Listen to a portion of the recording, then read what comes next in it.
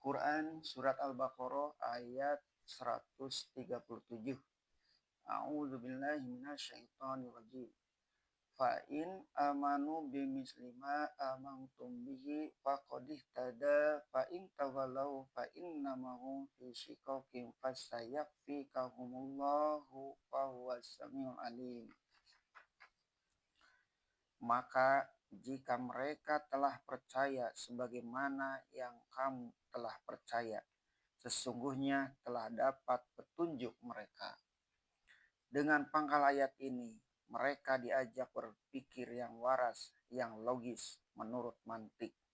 Kalau mereka sudi menurut pikiran yang teratur, tidak dipengaruhi oleh hawa nafsu, mempertahankan golongan, tentu mereka akan menyetujui, yaitu bahwa sekalian Nabi sejak Nabi Ibrahim sebagai nenek moyang sampai kepada Ismail, sampai kepada Musa sebagai Rasul pahlawan pembebas Bani Israel dari belenggu perbudakan Fir'aun, sampai kepada Isa Al-Masih sebagai pemberi peringatan kembali akan pokok ajaran Taurat, adalah semuanya beliau-beliau itu penegak dari hanya satu paham saja, yaitu menyerah diri kepada Allah yang tunggal.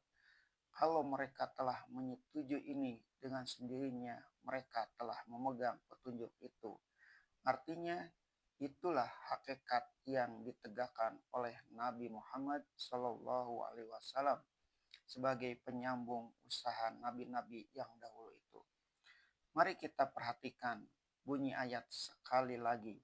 Di dalam ayat ini tidak ada perkataan masuklah ke dalam agama kami ini supaya kamu mendapat petunjuk seperti kami pula. Tetapi susunan ayat lebih halus dari itu, yaitu kalau kamu telah benar-benar menyerahkan diri dengan tulus ikhlas kepada Allah, dengan sendirinya kamu telah mendapat petunjuk. Maka dengan ayat ini, kita yang telah mengakui diri orang Islam, karena kebetulan kita keturunan orang Islam, diberi pula peringatan bahwa Islam yang sebenarnya ialah penyerahan diri yang sebenarnya kepada Allah, disertai ikhlas, tidak bercabang kepada yang lain. Meskipun bernama orang Islam, tetapi jika penyerahan diri tidak bulat kepada Allah, sama sajalah dengan orang Yahudi dan Nasrani yang mengambil persandaran kepada nabi-nabi Allah pada nama, padahal tidak pada hakikat. Maka sesuailah semuanya itu dengan maksud ujung ayat. Tetapi jika mereka berpaling, sesungguhnya mereka akan berpecah belah. Terang sekali tujuan ayat ini. Persatuan seluruh umat manusia hanya akan tercapai bila mana penyerahan mereka hanya satu, yaitu kepada Allah saja. Apabila berpaling dari Allah kepada yang lain, niscaya perpecahanlah yang timbul. Sebab Allah esa, sedangkan yang lain adalah berbilang dan cerai-berai. Yang ini mengatakan Uzair anak Allah, yang itu mengatakan Al-Masih anak Allah. Yang lain menghadapkan hati kepada berhala. Perpalingan membawa perpecahan, sedangkan perpecahan membawa permusuhan. Tidak ada agama lagi yang tegak, tetapi mempertahankan pengaruh dan kedudukan berkali-kali berates, bahkan beribu kali terjadi peperangan dan pertumpahan darah karena mempertahankan pendirian masing-masing dan tidak bertemu jalan damai.